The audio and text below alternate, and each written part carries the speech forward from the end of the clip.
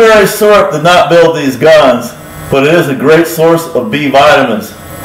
Let's take a look at elderberry syrup. Elderberry syrup is probably not well known to the mainstream, but to herbalists and people into natural remedies, it's very well known.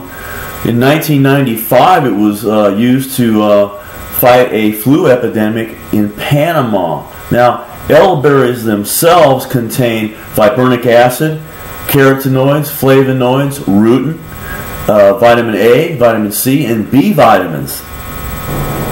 I was extremely surprised to read that the great flu epidemic in Panama in 1995 was cured by elderberry juice. Now, I've since learned through my research that Israeli scientists discovered that elderberry will disarm the enzyme viruses that attack the healthy cells in the nose and throat. Now, if you take elderberry syrup at the beginning of the flu season, you probably won't get the infection. But if you've got the cold and you take elderberry syrup, it will prevent the infection from spreading throughout the respiratory tract. Now, I recently had a cold, and a neighbor of mine gave me a bottle of elderberry syrup, homemade elderberry syrup, and I took a tablespoon 3 times a day, and I cured the cold within 3 days.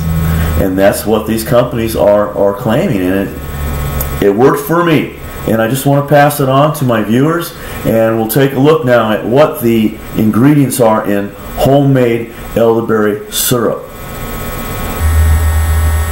Now, the ingredients for elderberry syrup I will put up on the screen here.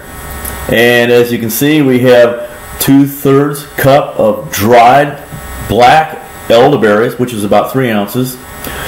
3.5 cups of water, not tap water. Make sure it's good, bottled water. 2 tablespoons fresh or dried ginger root. 1 teaspoon of cinnamon powder. 1/2 teaspoon of cloves or clove powder. And 1 cup of raw honey. Those are the main ingredients for most of the recipes that are out there. They will vary from website to website, but this is basically what you need. Now that we know what the ingredients are, we need to know how to cook the ingredients, how to prepare the syrup. So the first thing we're going to do is we're going to pour water, the water that I mentioned, into a medium saucepan along with the elderberries, the ginger, the cinnamon, and the cloves. Do not add the honey yet. The second thing we're going to do is going to bring that water to a boil, and we're going to reduce it to a simmer for about 45 minutes to an hour until the liquid's reduced to about half. And at that point, you're going to remove it from the heat and let it cool long enough so that you can handle it. Then you're going to mash those elderberries carefully using a spoon or a flat utensil, whatever you can find, and you're going to pour that all through a strainer into like a glass jar. Okay. The third thing you're going to do is you're going to discard those elderberries. Get the heavy stuff out of there, okay? And then let everything cool down. And then when it's lukewarm, you're going to add your honey. Okay, and you're going to stir this really well. And then once the honey's mixed into the elderberry mixture, you want to pour that syrup then into a quart-sized mason jar, or a 16-ounce bottle of some kind, and you seal it. And there you go. You've got your elderberry syrup, and it's a little bit of a work, but it's not too bad. But usually, what people do is they'll make a big batch, a huge batch that'll last all winter. So give it a try. I think you'll really like it.